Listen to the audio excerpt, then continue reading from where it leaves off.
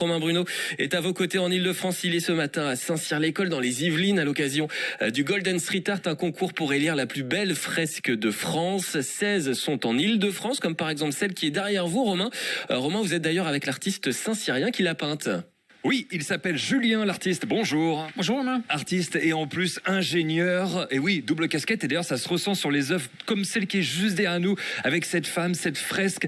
Quelle est la particularité de cette fresque? C'est une fresque mécanique, comme vous l'avez dit. C'est-à-dire que je peins à la bombe comme tout street artiste. Et à la fin, je rajoute des parties mobiles sur mes fresques. Donc là, en l'occurrence, sur celle-ci. Alors, elle représente donc une femme qui lit un livre. Et c'est pour inciter les jeunes filles à faire des études scientifiques et techniques, notamment. C'est le message que j'ai voulu faire passer.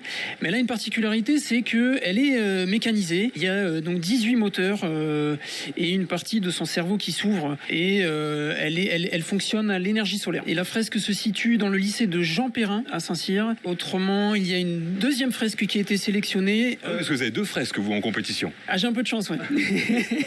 Alors, cette autre fresque, elle se situe à Créteil, place de l'Abbaye, à côté de la bibliothèque de Nelson Mandela. Et du coup, j'ai peint le portrait de Nelson Mandela. C'est la plus grande fresque au monde de Nelson Mandela, qui fait 44 mètres de hauteur. Elle aussi, elle est motorisée, ça c'est votre touche.